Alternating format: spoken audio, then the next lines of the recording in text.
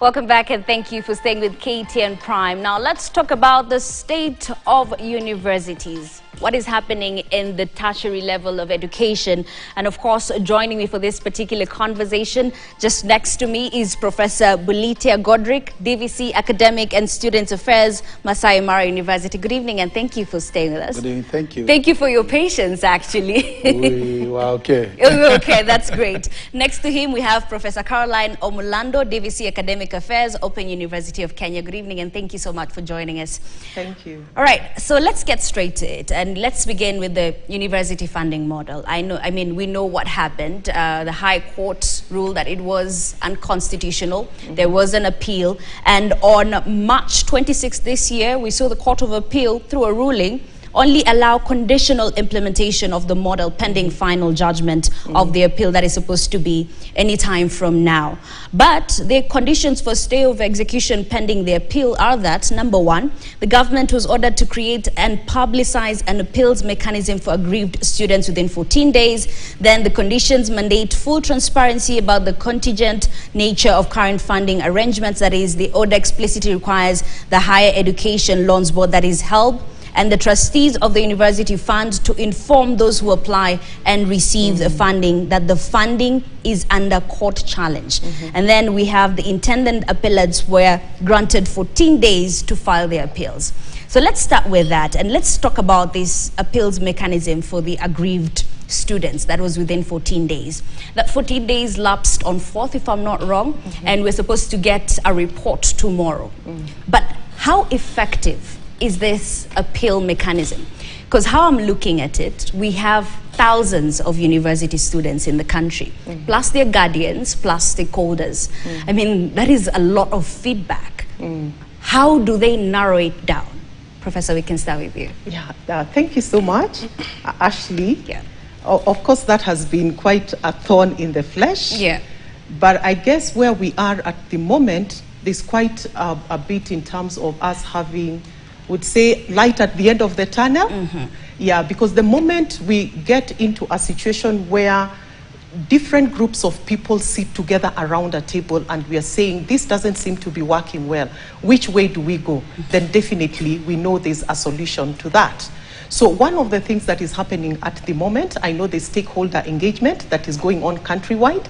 I think they should be completing the process either tomorrow or the day after. Yeah. And through that process, from the data that will be collected by the persons who are collecting this data, definitely we will get a situation where it is analyzed and we are able to get the views of the public of what they feel and think about this. And that will provide an opportunity for these solutions to be reached in one way or another. Okay. That is what I would say. Okay, yeah. But let's not forget that critiques from this particular sector say that the university funding model is not perhaps the best way to go as a country. From where you sit, I mean, you've been auditing universities, not just in Kenya, but internationally as well. Is this the right way to go? Yeah, thank you, Ashley, to first of all invited us here. I just want to apprise the entire nation and especially the stakeholders that this is the best and the right way to go. One important thing is that it will assure that what is pronounced in our Vision 2030, where we make education affordable and accessible. Now, this will help all the students, regardless of the background they are coming from, be able to access education.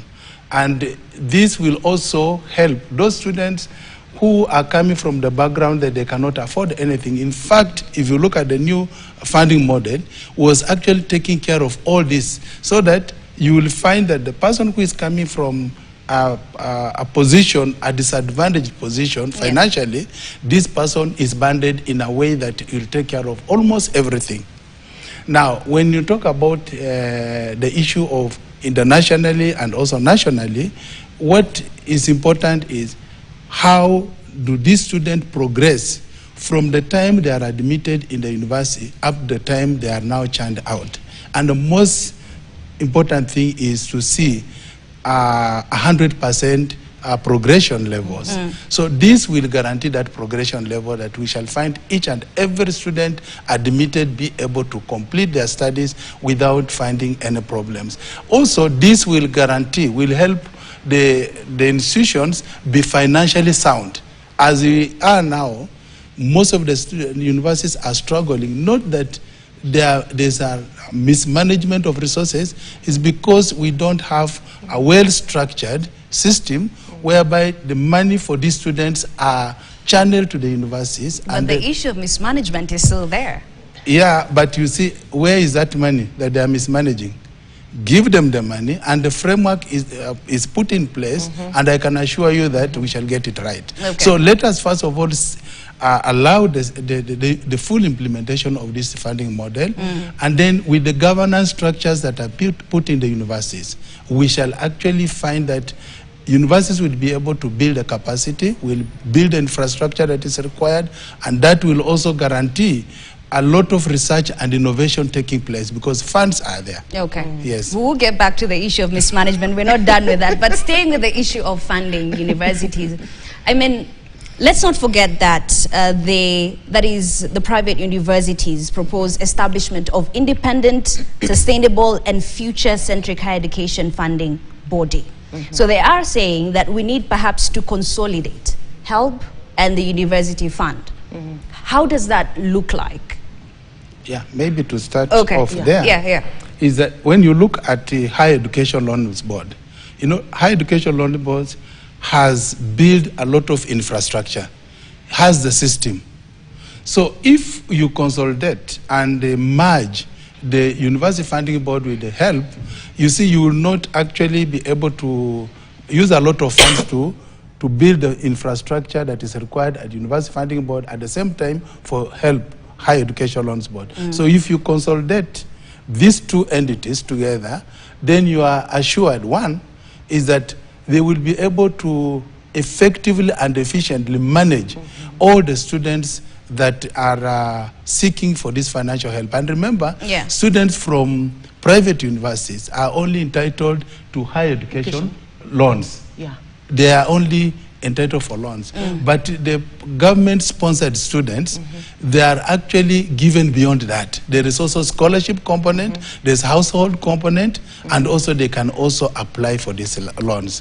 From what you're explaining then, do we still have to rely on the exchequer? Yes, because what the exchequer will still continue. No, with the new funding model, you know, the way the system operates is that the money will be channeled now to Higher Education Loans Board or University Funding Board. It's from there that now, because each and every program that university have mounted, it has a differentiated fee structure. So if you are pursuing medicine or you are pursuing arts, whatever type of art subject that you are pursuing, then you will actually, there is the loading of that program. And that's what the government will be interested to load as per your program you are pursuing. And therefore the exchequer will be there, but in a different form. Yes. All right, I get it. And what I was trying to find out, it's because according to the National Association of Private Universities in Kenya, they're saying that there's need for futuristic and sustainable model beyond reliance on the exchequer.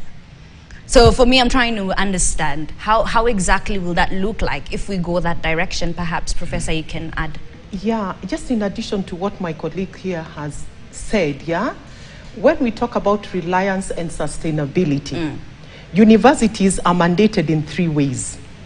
And in this manner, they are mandated to teach, do research, and also engage in community outreach or engagement.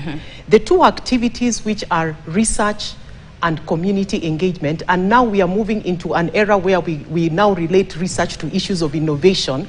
That is where now universities are being asked and to focus a little more. Because when universities focus a little more into issues of research and innovation, then we are able as higher education institution to attract funds, which then when those funds come in, we don't have to completely, particularly for the public universities, they don't have to completely rely on the government for their sustainability. Okay. And so that money would come from that end. And so that then would complement the bit that would be coming in through health and the university funding board. And of course, there are a number also of community engagement activities that would go beyond issues of research and innovation. When we think about collaborations, we are now, even as universities, being encouraged a lot to engage a lot in collaborations, not only locally or regionally, but even internationally. And those attract not only funds in terms of the monetary benefit to the institutional, but there are some collaborations that would actually attract even infrastructural development and support in terms of capacity building for the staff, issues of student exchange programs and staff exchange programs. You see, that actually supplements in one way where money would be put into the system to ensure that the system is running effectively and efficiently in all ways. Yeah? Okay. So those are some of the ways that universities are now being encouraged to work around, not only to depend on the money that comes from the exchequer. Okay. Yeah. And I know we can talk about funding universities for hours and will not end. But in the interest of time, let's just talk about the issue of illegally operating universities or colleges in the country. And I understand, at least 15 universities and colleges who are illegally operating in the country. That is according to the Commission for University Education. Do we have enough chartered universities? Let me just ask that. Professor, you can start. Why are you laughing? Yes, actually, what I can say here is that I know a number of entities will want to test the waters. So these 15 that we are talking about, they are just trying to test the waters. But we have the Commission for University Education that is mandated to ensure that there's legal compliance in terms of mounting and running the institutions. Now, maybe we take you back. Please. When you talk about a university which is recognized and accredited, what does that mean? It means that that university is chartered. And the charter is a legal instrument.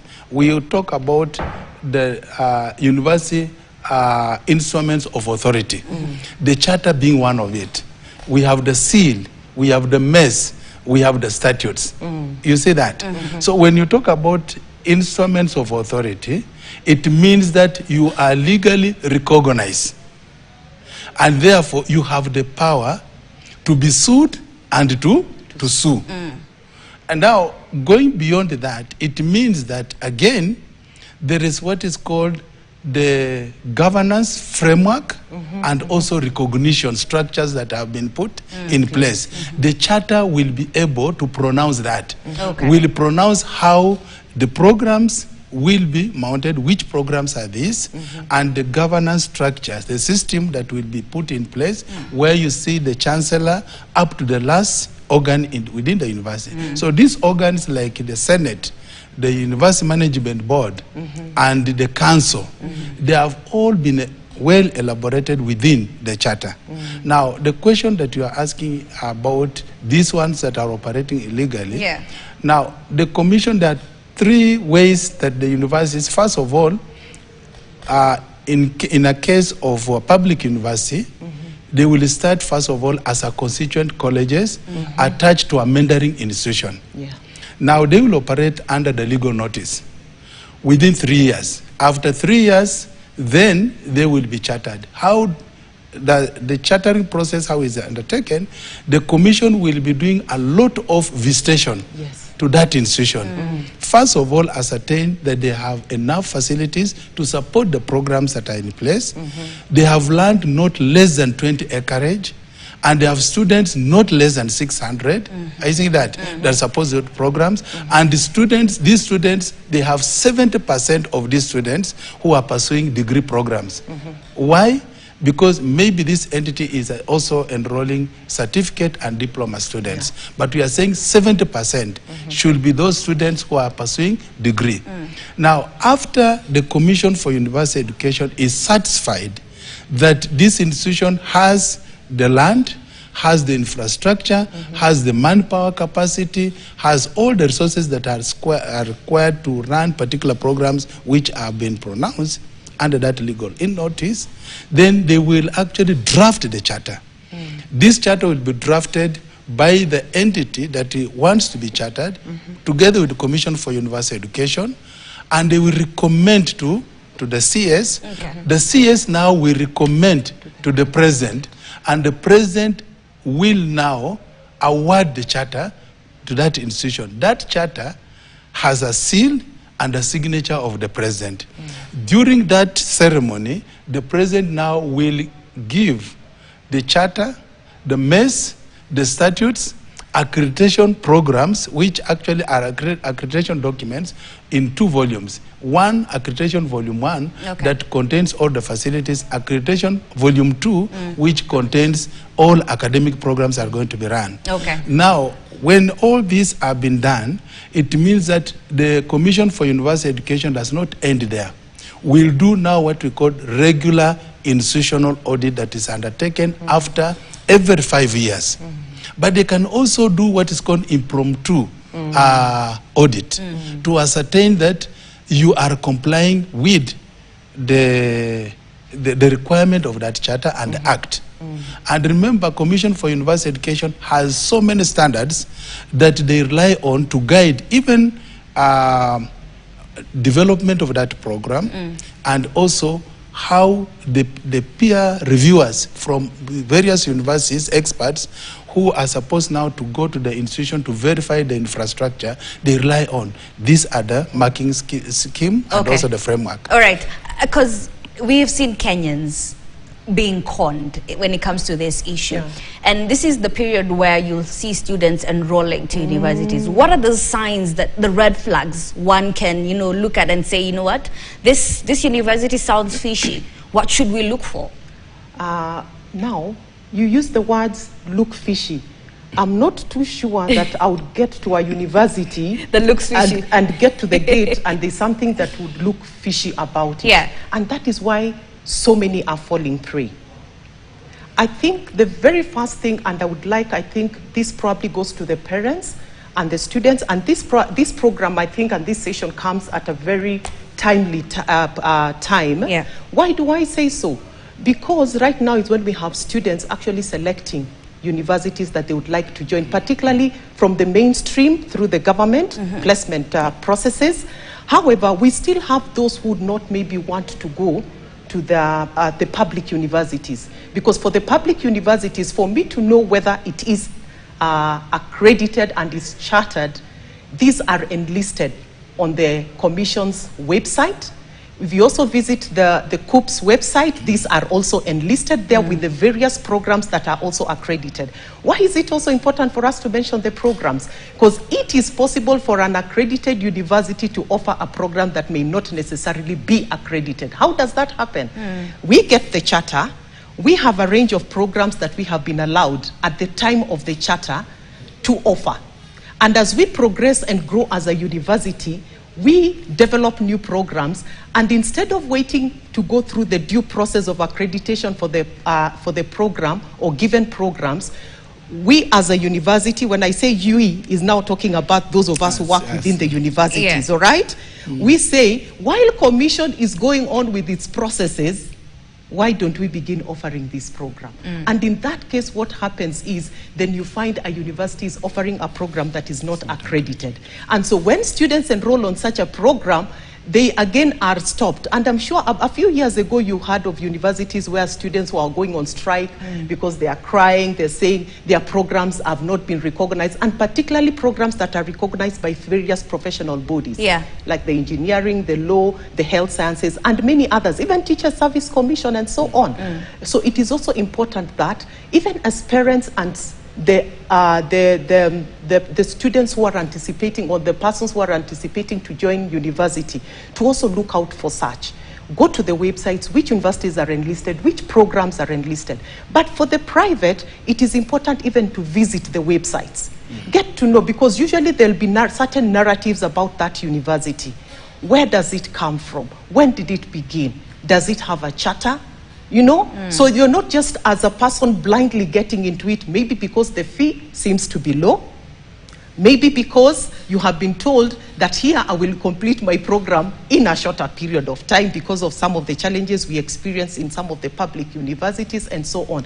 There are all these reasons. And besides, what I've also seen, we now have a clientele within our country that are now navigating more to the private universities. And they're getting into that space without the knowledge, but sometimes for prestige and all the other reasons that I've mentioned. Yeah. So it is important that people do due diligence. Let them take that due diligence. Look out for that information in the relevant documents that they can.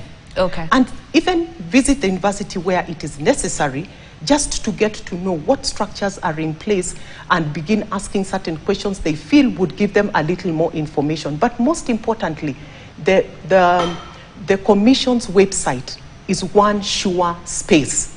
Let me ask, because now Yes. I'm curious. Yeah. So what happens if I take a course, Yes. graduate, and then later on find out that, you know what, this university was illegally operating? What happens then? Then we, in this case, Yeah. we are saying that you went to a university which is not accredited, it's not recognized. One important thing that you should understand is that, first of all, the reputation of that university and the credibility of that university is not there. It has no legal standing actually to operate. Yes. Meaning that the document or the paper that you are getting, I don't want to call it a degree, because that's just a paper. It is not recognized by any other institution of higher learning. So it cancels out it your cancels few everything. years. So even if you want no. to progress, you cannot progress. If you you want to go outside the country, you want to progress, maybe you did that paper, maybe purported to be a degree. When you happen to go outside the country, they will verify from the regulatory body, which is Commission for University Education. Kindly, in your country, each country has a commission that deals with that. Okay. So they will ascertain whether that is accredited and recognized, and that information will be provided. Now, again, the employers, they will not also hire you because that institution is not recognized. So the paper that you are getting, it will be a paper. It is like going to do what is called a aviator or something, where when you lose it, you cannot ask anybody to give you the money. And again, you have to understand that the quality that you are getting through, or the quality that you have gotten from that institution, it is not that the one that can get you to any job. Again, we are talking about the lecturers, the experts who are teaching there. The purported university will not attract top-notch experts. They only get desperate people maybe who want to go there to waste their time as they look for opportunity to go somewhere else, unless also you have a false paper that you want to be there. Okay. But experts will not be there. The other thing that you should understand, actually, is that this institution cannot be able to get funding from the government. It cannot also get research grants from any partnership or any collaborators, either within the country or outside the country. So there's nothing complete that's going to take place in that institution. Okay, I'm learning a lot myself. But speaking about all this, and we know we've gotten to a place in the country where majority of Kenyans are sort of frustrated for lack of employment. From where you sit, do you think the government is, because universities churn out yearly thousands who graduate, but the job market is sort of, stretched thin. Do you think the government is doing enough to absorb these students that are graduating every year? And perhaps from where you sit, from the other side of the shoe, perhaps is there another way around it? Because the employment issue is a big burden in the country, Professor. Yeah, and I think I hope every young person is listening. Because we have now moved away from an age and a season or a time when we completed campus or college and got into a workspace almost immediately. There are people who probably are like our contemporaries who would tell you they have never tarmacked. They have actually just had the opportunities of moving from one job to the other, one job to the other, as they improve and are able to probably secure those employments. But now we are in a space where, because of the so many challenges, and by the way, if you read around news internationally, it's not only something that is within the purview of the Kenyans. It is an international challenge. Joblessness is very widespread. Why? Because the skills and the competencies now that are required within the market space, the industries have shifted. Technology has advanced. The competencies and skills in terms of soft skills that are required in the workspace, they have changed. They are evolving. Are these people who are getting out of the universities also evolving in a similar manner? Yeah. So for the universities where we sit, what we are beginning to do is to review our curricula with that knowledge, so that we begin, would say, supplementing the mainstream curricula with other skills that would help our students as they live, that they live as with an entrepreneurial mind, innovative minds, which when they step out there, they don't step there waiting to come and knock at the Open University of Kenya seeking for employment. Self-employment. Or, yes, or at Masai Mara and any other. Those are examples, seeking for employment. But are they able to step out with that degree? He was calling it a paper from the other one. This one now I can call it a degree. With that degree, step out and tell yourself, given that this is what I have, and given that this is the need in the space where I am, what is it that I can do with the knowledge I have gained? And together with the other skills which I see are relevant within the modern workspace, that I could do, that I don't necessarily have to depend on somebody to employ me. And even if I depend on somebody to employ me, do they see something extra beyond the other graduate they employed the other day? What makes you stand out? What makes you different? Yes, please. Maybe what I can add, what my sister has said, is that things have changed.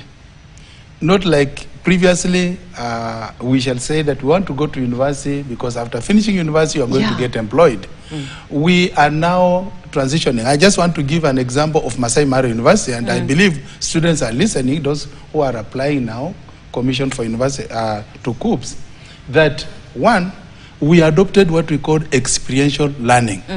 In this experiential learning, what we want to achieve is expose the student 50% to the theoretical exposure, then 50% to industry-aligned exposure. That means that there is a balance between the students in class and the students in the industry. Okay. Now, how does this help the students? That we are making these students to start being innovators at an early entry level of the university. So we realize that even first-year students or second-year students, third-year students, they have become innovators. And what we are doing is actually churning out employers as opposed to employees. But that's the Gen Z, though. Yes. Because if you look at millennials, it's been wired in their system. Now, the other thing that you're asking the question is that previously, universities were just set up anywhere and anyhowly. But right now, if we go by this experiential learning, it means that, and the competence-based education, it means that universities will align and associate themselves with industries that are being set up. That means there is a guarantee of that what is called a going concern of the industry, because the researchers and innovators will be coming from the university, will be 24/7 working in that industry. If you go to Western countries, you find that each industry that has been set up is associated with a university. And therefore, there will be new innovations that are coming up. So there are startups that are all that end up being established in each and every like devolved government. An example now, I want to appreciate what the government has put in place. This is what called CIP, County Accreditation Industrial Parks. So if we can also take advantage of that, we shall have these people come out and do something in their various disciplines within these counties and industrialize. All right, Yeah, because you talked about, yes, and as you add that on that, Professor, because we have like a minute, this year, by the end of this academic year, grade 9 are going to transition to senior secondary. Yes. Then afterwards, we expect them to go to the university level. He talked about competency. As you add on to his point, what exactly are you doing to streamline that transition process? Because the CBC is a different curriculum altogether. Yeah, what is happening right now, would want probably just to note that for the teacher education-based programs, all have transited. All universities working with the commission have actually been aligning those programs in the last 2 years, and a lot of accreditation processes have been going on, probably right now at the end tail. One, because these universities are training teachers who are already now being churned to teach in the junior secondary school. And of course, with that in place, it means even by the time we get to senior school, we will be all good to go when we talk about teachers. Because then, and besides that, there's a lot of capacity building that is going on right now. For example, the Open University of Kenya, we are even right now working on a program that we want to work alongside with the Teachers Service Commission and any other body that works along with teachers in terms of capacity building. And we are saying, can we supplement what is going on? Because there's a huge need to have a workforce within the teaching fraternity who understand how exactly to go around the craft of teaching through the competency-based curriculum, as it were. But now what is happening with the other programs, already universities have been notified that we now have just about, is it 3 years? Prof? Yeah, just 2029, just 3 years. And time will fly. In fact, no, 2029, it's actually just 2 years, because 2029 we receive those graduates. So we basically have just 2 years ahead of us, 2026 and 2027.